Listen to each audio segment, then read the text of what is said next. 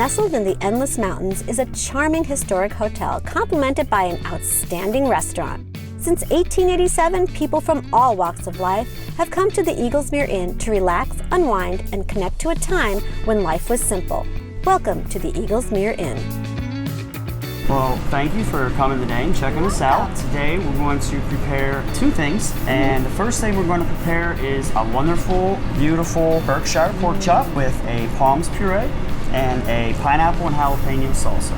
Sounds to die for, so I guess we can get started. Yeah, let's do it. All right. So the first thing we're going to do is we're going to go ahead and get our pan turned on. We want to put a little heat in our pan. We're going to do that ahead of putting any kind of oil or any kind of butter or fat that you would normally use to cook the pork. And also, while that's heating up, what we're going to do is we're going to take our pork chop and we're going to use just some basic salt and pepper, and we're going to do both sides of the pork chop. And the Berkshire pork chop, what makes it so good is the fact that, as you can see, the color of it is a little bit more redder than what you get out of a normal pork chop. Yeah. And it's kind of more of a beef-looking chop than you would in it's almost like marbled a little bit. Yeah. So and that's going to help with the flavor, and it's going to help with the texture and how well it eats. So now we've got a little heat to the pan here, and we're just going to go add a little bit of extra virgin olive oil. And we don't want to get it too hot. If your oil's smoking, that's just a little bit too hot. Right. So once that's good and warm, we're just going to drop our pork chop in, side down, and letting our fingers go so we don't burn ourselves.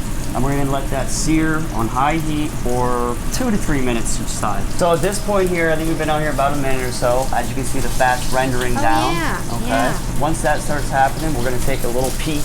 And now we should be able to just take this right on up. Oh, look at that. That's nice and seared, isn't it? Yep. Beautiful caramelization on the top. Not too much, but just perfect. And we're going to continue to cook that for another few minutes on that side. So now I can see the bottom side is kind of looking like the top side. See how you have the fat? Yeah. See how you have that ring there? Now I can see the bottom of the ring there. So I can tell that they're about equal distance, so I can tell that that's pretty much good to go. Okay. So I'm going to turn it off the heat, and we're going to remove it, and then we're going to put it into the oven for approximately 5 to 6 minutes. Terrific. So we have the pork chop in the oven now, so while that's in there cooking away, we're going to go ahead and make our palms puree, which is a fancy mashed potato. Ooh, okay? I like it. So we're just going to start by turning on our pan once again, putting a little heat to the pan, and then we're going to use just some straight heavy cream, half a cup or so in there. And we're going to let this get warm. Once it starts heating up and it starts to reduce a little bit, we're going to add some of our riced potatoes. These are straight white potatoes that we boiled down and drained, and then ran them through a ricer. Okay. So it keeps them real nice and smooth, and you don't get the big lumps in mashed potatoes. Yeah. Oh, mashed potatoes are the best. There's something about the mashed potatoes that are so comforting and so good. Yeah, and obviously with a lot of things they pair well. So as you can see, the cream's starting to bubble around the edges a little bit, and this is going to reduce the cream and thicken up just a little bit and give us a little more body to the mashed potatoes. Also during this time, we'll add a little bit of butter while the cream is thickening, and we'll allow that to melt as well. And we'll lower our heat just a little bit now that we have a simmer, and allow that cream to reduce just a little bit more. And this will also obviously heat our potatoes through as well. Now we're going to go right on in here, and we're just going to give these a good stir to incorporate that cream and the butter. And I'm kind of using the back of the spoon to kind of press down into the potatoes and the cream. And as you can see, they're starting to thicken up a little bit. And we'll just continue to heat these till they're nice and warm, and we keep working all them little lumps out from the cream. It'll be all perfectly smooth when we're done. We'll add salt and pepper as well at the end. Okay. And they will be ready for plating. All right.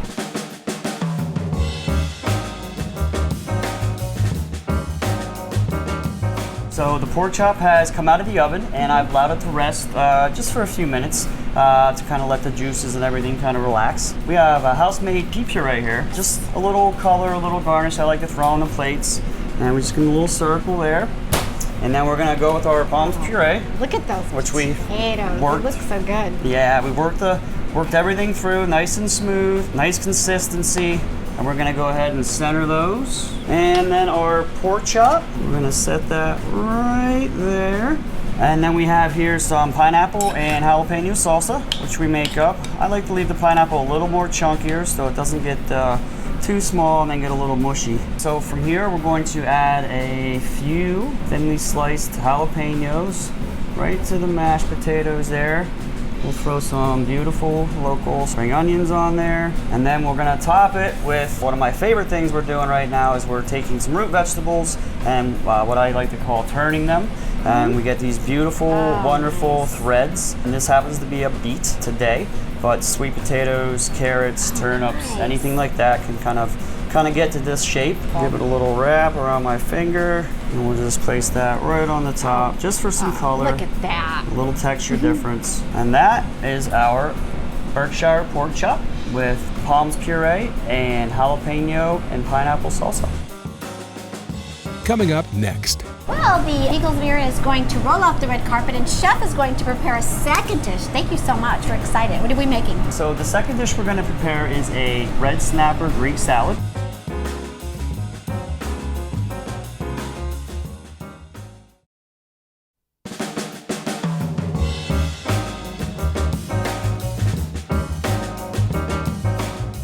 The Eagles Mirror is going to roll off the red carpet, and Chef is going to prepare a second dish. Thank you so much. We're excited. What are we making? Thank you. So the second dish we're going to prepare is a red snapper Greek salad. So we're going to heat up our pan, and while that's heating up, we're going to have our beautiful piece of red snapper. Nice. This is coming out of the Atlantic Ocean. The red snapper is a great piece of fish to eat, high in omega fish oils, iron, and calcium. And we're going to go ahead and season this up with a little bit of salt and pepper. All right. Okay, we'll get a little bit on the skin side, and then we're going to go ahead and flip it over, and then we're going to season a little bit on the meat side. Now that our pan's a little warm, we're going to add a little olive oil. And we're gonna let that heat up as well. And we're just gonna go ahead and drop in our fish. Right. Nice and easy. We're gonna make sure it makes contact all the way with the pan. And with a lot of fish, it doesn't take very long to cook. A minute or two on each side, and then a flip. Most times is really all you need. And then you can finish it in the oven for a few minutes if you'd like. In the same regards to the pork chop we cooked earlier, I'm still looking for that nice caramelization, a nice little color on the bottom of the fish here, and we have that going on. The other beautiful thing about fish is it kind of tells you when it's ready to flip. If it's not coming off the pan very easy, then it's not ready. But if it's coming off easy like that, then it wants to be flipped. All right. So then at this point, we're just gonna take and carefully put our fish down. We'll use our spatula to just let that drop in, and we'll hold a little weight down on it to get that skin nice and crispy. And we'll give this a minute on this side, and then we'll transfer this to the oven. Okay.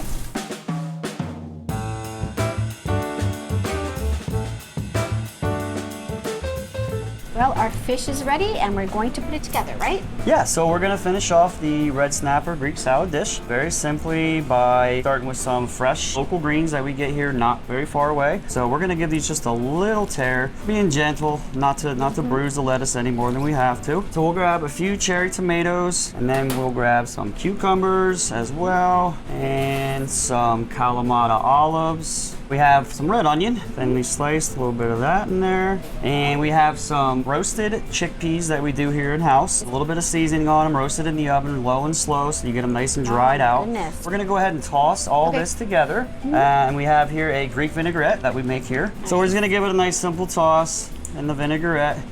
And then we're gonna go to plate. So we're gonna go right to the bowl. And we're gonna start with our greens, and then we'll try to find some of our vegetables here for the top, and we'll start placing those on there a little bit. And then we'll take our wonderful red snapper, and we're gonna place that right there.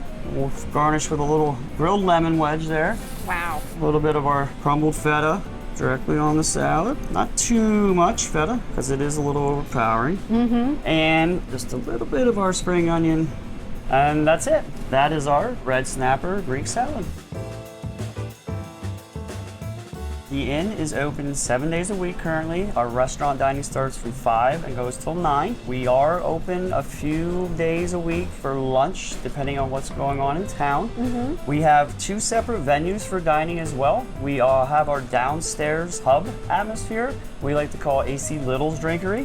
And then outside we have a patio that can seat 100 people or so. Wow. And we call that All in the Rocks dining.